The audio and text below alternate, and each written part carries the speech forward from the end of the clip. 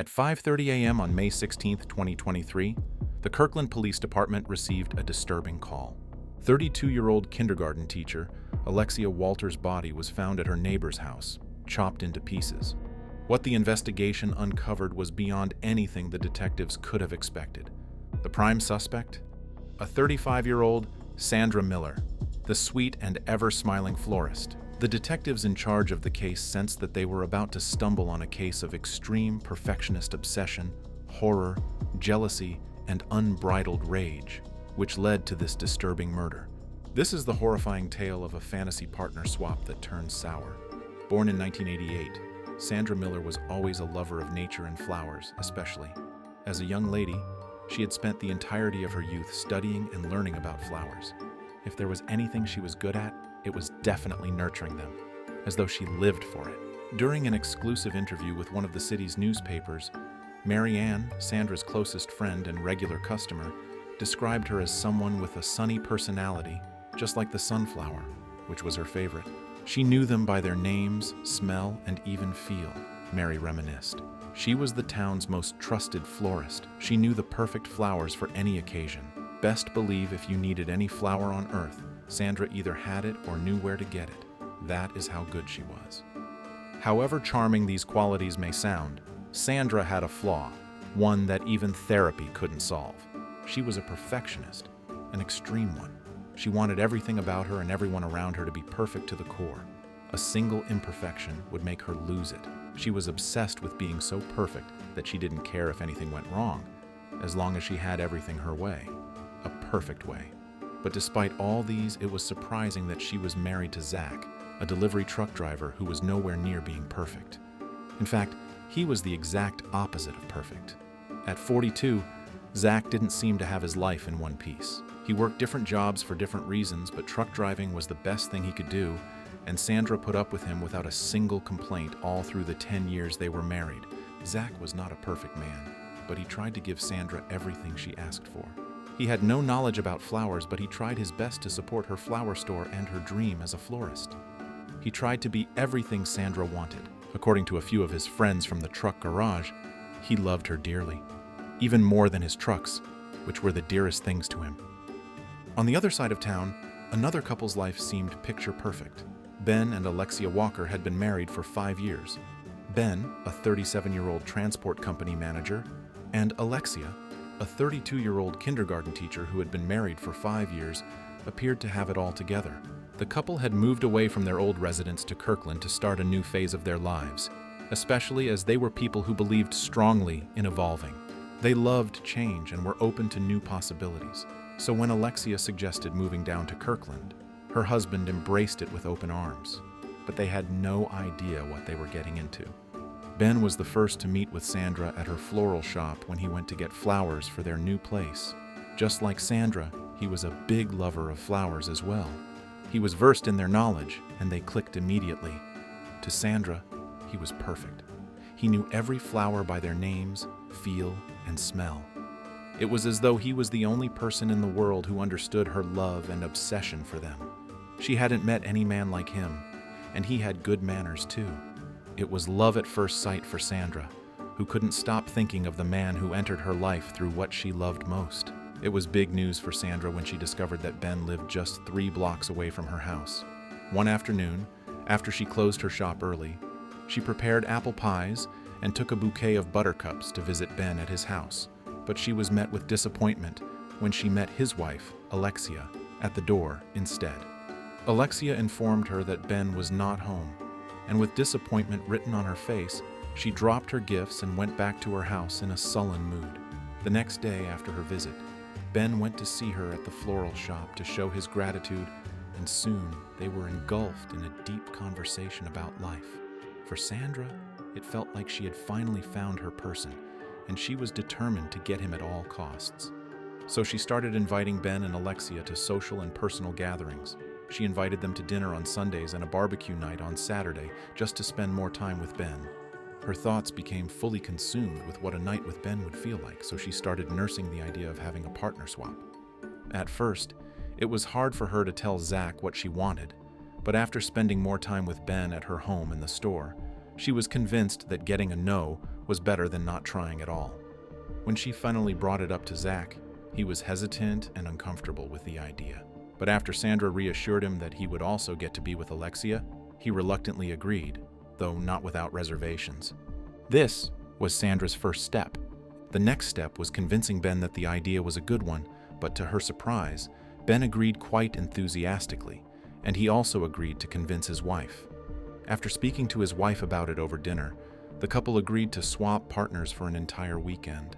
In order to make the experience even more enjoyable, Sandra planned a getaway trip for them to a secluded lovers' area where the sea was calm and the sun was bright all day.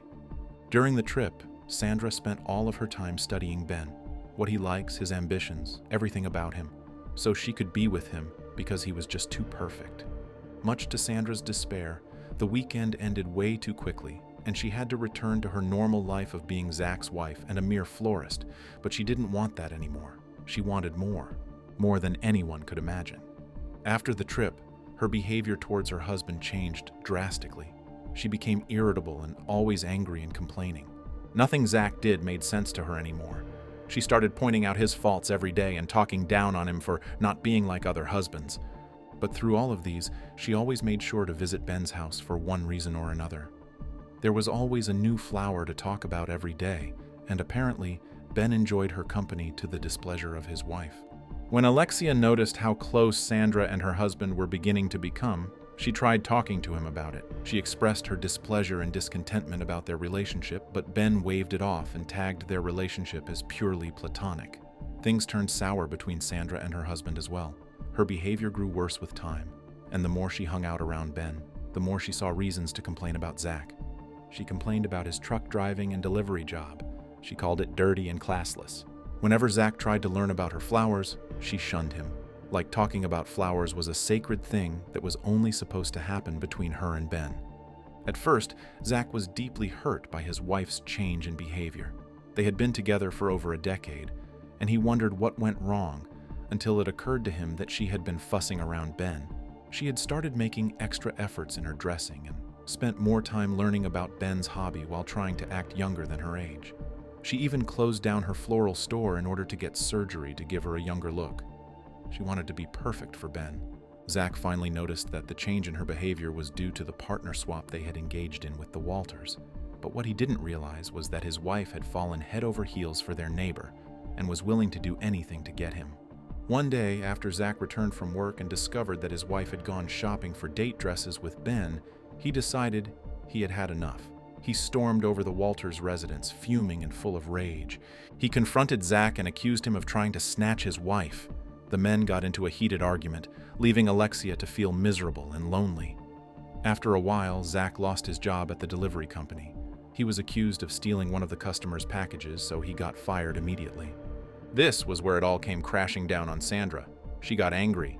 She despised Zach for losing his job and becoming unemployed. She called him names and stopped acting like his wife due to all of this. Zach became depressed. He stopped talking to people and started acting like a loner. Soon, he was drinking and not returning home. Sandra's life had been turned inside out. He moved out of the house and went far away from Sandra, abandoning the life they had built together. She despised Zach for becoming miserable about the loss of his job and ran to Ben for comfort. She was always with him, at social gatherings, at home, even at her floral shop. It was as though she was holding on to Ben as her last string of hope. Her relationship with Ben made Alexia worried. She tried again and again to talk to her husband about it, but he called her insecure and childish. According to him, the relationship he had with Sandra was a friendship he had never thought he needed. The young couple got into a big fight about this, and Alexia moved out of her home in anger. She couldn't believe that her husband would choose a stranger they'd only known for about 3 months over her. This action brought nothing but joy to Sandra's heart. Now that Alexia was gone, she was free to make her move on Ben, but he wouldn't bulge to her demands easily, so she started lacing his drinks with poison. He might be good at learning about flowers, but she had spent all her life doing it, so she knew what to use that would wear him out slowly, and at the end of the day, render him useless. It was easy for her to do because she quit her floral business to work as Ben's assistant at his firm. This gave them an opportunity to be closer than ever. When Zach saw that Sandra had abandoned her dream to work with Ben, he knew that she was obsessed with him, but he tried not to lose hope and save his family by talking to Sandra once again about her behavior. But instead, she became irate and furious. To her, Ben was a perfect man who could do no wrong. The poison started taking effect on Ben, and he had to quit his job. He became everything that Sandra wanted. He withdrew from his friends, stopped trying to get Alexia back, and even checked up on his family. People started suspecting what was going on, but Sandra had a perfect story ready to give anyone who asked. Alexia cheated on Ben and it broke him, and she was trying her best to bring him back to life. Although the story sounded sketchy, it was quite plausible.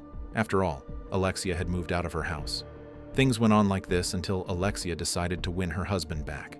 She was discontent with the state of Ben's health and how Sandra hovered around him like a bee, but she was willing to do anything to get her husband back. So, she started visiting him, bringing him homemade food and talking about getting back together. Alexia's actions made Sandra even more angry. Ben was becoming her man, and with Alexia in the picture, things could go wrong at any moment. And she hated that, because it meant that her story wouldn't be perfect. She started telling Ben untrue things about his wife, and this instigated fights between them. Alexia's pleasant visits became angry ones, and this made Sandra happy. She was sure that after a while, Ben would get tired of fighting Alexia and file for divorce. Then he would become hers totally. But much to her surprise, Ben and Alexia got along again. Their chemistry was undeniable, and the love they shared over time was rekindled. Ben started spending more time away from Sandra to be with his wife. He avoided her at social gatherings and even started working from home to avoid seeing her physically. Sandra became furious, angry, and hurt that Ben was becoming imperfect. He was no longer under her control like he used to be, and she hated it. Soon, she came up with a plan to finally put an end to Ben and Alexia's marriage. She stopped talking to Ben and tried becoming friends with Alexia. She invited Alexia for lunch at her store and even got her apology gifts for coming between she and Ben. Alexia was a sweet person. She accepted Alexia's apologies, failing to see that under the smiling and sunny personality, there was a demon beneath waiting to be unleashed. Her friendship with Alexia blossomed, and soon she was giving her advice on how to win her husband back totally and how to make him recover from his illness. She gave Alexia poisonous herbs in disguise as natural remedies, and the unsuspecting Alexia used them for her husband, not knowing that she was killing him slowly. After all, if she could not have him, then nobody would. Sandra expected things to move along quickly, but it seemed like nothing would happen, so she took the bull by the horns and decided to end it herself. 5:30 a.m., May 16th, 2023. Sandra invited Alexia over for some chicken pies that she knew Ben loved, and Alexia had gone to visit her at her home, unsuspecting of the danger she was getting into. She had never been to Sandra's apartment, so when she got in, she looked around her house, admiring and commenting on the beautiful works of art displayed in her home. Meanwhile, Sandra was carefully going over her plans again while covering up with a deceptive smile. She looked so happy that I was helping her, like she had gotten rid of the enemy, Sandra said during an interview. I was willing to take things slow with her, but she kept talking about how amazing Ben is to her, how caring and perfect he is despite his declining state of health. She wouldn't stop, and I got angry. But I wasn't going to show her. According to reports from the investigation, Alexia had gone through a phase of trauma when she moved away from home, and living together with Ben made her feel like she was falling in love again, hence the reason she couldn't stop talking about him. Unfortunately, Alexia didn't know that talking about her husband would lead her to her death, and she thought Sandra was a friend she could talk to. So, when she was offered tea by her friend, she took it with a big smile on her face. That smile would be her last. Unknown to her, the tea had been laced with the same poisonous herb she had been giving to Ben, but this time in a larger quantity. It would not kill her immediately, but keep her alive to witness the horror that would happen to her. Sandra realized that the poison had kicked in, and Alexia was lying half dead on the ground. She brought out her sharpest knife and other cutting tools and started by chopping off Alexia's limbs. She did this so meticulously that by the time she was through, she had been able to separate Alexia's limbs and other body parts from her organs. So, Alexia laid there at her friend's house, chopped into pieces. In order to make things perfect, Sandra decided to cook Alexia's limbs and put her organs in a plastic bag inside her refrigerator. She washed the entire house and got rid of all the bloodstains. After doing that, She waited for it to get dark before taking the chopped limbs outside her house. She dug a hole behind her garden and buried Alexia's chopped body there. She went on her day normally, acting like nothing happened until she got a call from the police department that something suspicious had been found in her backyard. Apparently, a stray dog caught a whiff of the buried body and dug it up. The neighbors were shocked to find human limbs in Alexia's house, and one of them had called the police. Sandra wasn't as perfect as she thought. She had forgotten to wash the cup she used in serving Alexia the poisonous tea, so when the detectives entered her house to investigate, they found remnants of the poison in the cup and DNA that showed that Alexis actually drank from the cup. I always suspected she was crazy with the way she was always smiling and acting happy, one of her neighbors said. The detectives also found the knives she had used in killing Alexia, and by the time she would confess to her crimes, Ben had gotten a heart attack and passed away 2 days after his wife. As the investigation became deeper, the detectives found out that Sandra had a hidden room where she planned everything she would do from the start. They found dead animals in the room, and according to them, she took a long time to practice on the animals before actually killing Alexia. The careful research she did to find the perfect poison to use, and her sick, obsessive thoughts of Ben were found in a journal in the room. On January 26, 2024, Sandra Miller was sentenced to 20 years of imprisonment without the possibility of parole or amnesty. According to the judge, Sandra was a maniac who should not be allowed back into society. Benita Jones, who was Alexia's sister, said while speaking in an interview, "When she moved out of her house with Ben and moved in with me, I knew something was wrong, but she wouldn't tell me. She acted like she was just taking a break from her marriage, and I didn't see anything wrong with that. If I had known, I would totally not have let her return to him." Sandra's sister, Abigail, who was present at the court, spoke to reporters about Sandra's obsessive behavior. "She had always been obsessive over things since we were kids.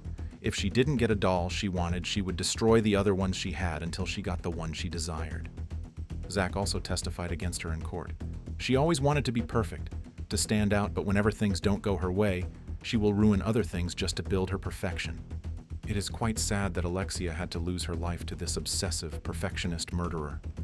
In the final interview Sandra did before going to jail, she was asked if she regretted her actions, especially since she lost Ben. She thought about it for a while, and with a smile on her face, she replied, "Maybe, just maybe. Want to see more like this? Then click on the video you are seeing on your screen now." Agrees with Julia, but Daniel's reaction had been explosive, fueled by jealousy and rage. Kelvin hesitated. Then, realizing Julia needed help, he cautiously approached her. Without saying much, he gently helped her to her feet and guided her to a nearby bench. She was visibly shaken, her face streaked with tears, and her body still trembling from the assault.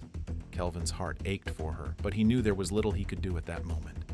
After ensuring she was seated and somewhat composed, he quietly excused himself and left the park, not wanting to intrude any further on her pain. Julia remained seated for a while, her mind racing as she tried to process what had just happened. The man she had once thought of as a refuge from her loneliness had now become the source of her deepest anguish. The relationship that had started with such passion and excitement had turned into something dark and destructive. The love that had once filled her life with joy had morphed into an obsession that left her bruised and broken, both physically and emotionally. The reality of her situation was undeniable. She could no longer continue this toxic relationship with Daniel. After what felt like hours, Julia finally found the strength to stand up and make her way home. Each step was heavy, not just from the physical pain, but from the weight of the emotional burden she carried. Her mind was made up. She knew she had to end things with Daniel, to put a stop to the violence and regain control of her life. As she walked home, the sun began to set, casting long shadows on the ground. The cool evening air did little to soothe the turmoil within her. Her decision to confront Daniel was firm, but that didn't make it any easier. She knew that ending the relationship was the only way to save herself, but the thought of facing Daniel one last time filled her with dread. When Julia arrived at her house, she took a moment to gather herself. The quiet of her home contrasted sharply with the chaos in her mind. She knew what she had to do. With renewed determination, she made her way to Daniel's apartment. The walk was short, but it felt like an eternity, each step bringing her closer to the confrontation she had been dreading. Without knocking, Julia opened the door to Daniel's apartment and stepped inside. The familiar scent of his cooking filled the air, a reminder of the times they had spent together. But those memories were tainted now, overshadowed by the violence and pain that had come to define their relationship. Daniel was in the kitchen, seemingly unaware of her arrival, engrossed in preparing a meal. The sight of him, so calm and focused, only reinforced Julia's resolve. She had to end this now, before it consumed her completely. There was no room for apologies or explanations. This was the end. Julia knew that walking away was the only option left. Her decision had been made, and she was determined to follow through, no matter how difficult it would be. As she left Daniel's apartment, the door closing behind her, a heavy silence settled in. Daniel, still in the kitchen, was left in stunned disbelief. The abruptness of it all had taken him by surprise. His world, once centered around his intense relationship with Julia, was now crumbling. The love affair that had been the focus of his life was over, ended in a moment of clarity and finality. Julia's departure marked the end of a chapter that had been filled with passion, but marred by obsession and violence. Daniel was left alone to face the reality of what he had lost, the echoes of her final departure lingering in the air. As the weeks went by, life seemed to return to normal for Julia. She went about her daily routine, relieved to be free from the toxic relationship that had once consumed her. The decision to end things with Daniel had been difficult, but it was the right choice. However, unbeknownst to her, Daniel's mind was unraveling. The thought of losing Julia had driven him to the brink of madness. His obsession with her, once masked as love, had now fully revealed itself as a dangerous fixation. He could not accept that Julia was no longer his, and the thought of her living a life without him gnawed at him relentlessly. One fateful day, unable to contain his spiraling thoughts any longer, Daniel made a decision that would shatter both of their lives. He walked into his kitchen, his eyes wild with a mix of anger, pain, and desperation. He reached for a knife, its cold metal handle firm in his grip, and without a second thought, he left his apartment and headed toward Julia's. His movements were mechanical, driven by a singular, dark purpose. As he made his way through the neighborhood, a few neighbors noticed the knife in his hand and the unsettling look on his face. Sensing that something was terribly wrong, they quickly called the police, hoping to intervene before it was too late. But time was not on Julia's side. Daniel, driven by his obsession, reached her apartment before the authorities could arrive. He burst through her door, his face contorted with a twisted mix of fury and anguish. Julia, caught off guard, looked up in horror as she saw the knife in his hand. She pleaded with him, her voice trembling as she begged for her life, but her words fell on deaf ears. Daniel was beyond reason. His mind had snapped, and all that remained was the overwhelming compulsion to make sure that if he couldn't have Julia, no one else could. Julia tried to escape, running through her apartment in a desperate attempt to flee from Daniel's madness. Her screams echoed through the walls, a haunting cry for help that would go unanswered. Daniel pursued her relentlessly, his eyes fixed on his target, his grip tightening on the knife. The chase was short but terrifying, with Julia desperately trying to find a way out. But there was no escape. Daniel, fueled by his obsession, finally caught up with her. In a frenzied rage, he stabbed her repeatedly, each blow driven by the twisted belief that this was the only way to keep her forever. As Julia's life ebbed away, Daniel stood over her lifeless body, panting and trembling with adrenaline. The reality of what he had just done began to sink in, but it was too late. The love that had once brought them together had now ended in unspeakable tragedy. The apartment, once a place of warmth and intimacy, was now a scene of horror. Blood stained the floors, and the air was thick with the scent of violence.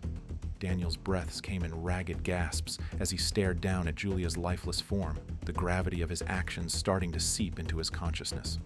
At that moment, the sound of sirens pierced the air, growing louder as the police arrived. The door to the apartment was kicked open, and officers stormed in, their guns drawn. They found Daniel standing over Julia's body, the knife still in his hand. His eyes were vacant, his mind numb to the chaos around him. The police quickly subdued him, pulling him away from the grisly scene. As they handcuffed him and led him out of the apartment, Daniel offered no resistance. His once fiery obsession had burned out, leaving nothing but emptiness in its wake. The news of Julia's murder spread quickly through the community, sending shockwaves of grief and fear. The once peaceful neighborhood was now overshadowed by the brutal crime, and the residents struggled to come to terms with the loss of a life that had been so tragically cut short. Julia's death became the focal point of countless conversations, with everyone trying to understand how such a horrific event could have happened in their midst. Daniel's trial was swift and widely covered in the media. The details of the crime were laid bare for all to see, painting a chilling picture of a man whose obsession had driven him to commit an unspeakable act. The courtroom was packed with spectators, all eager to witness the outcome of the trial.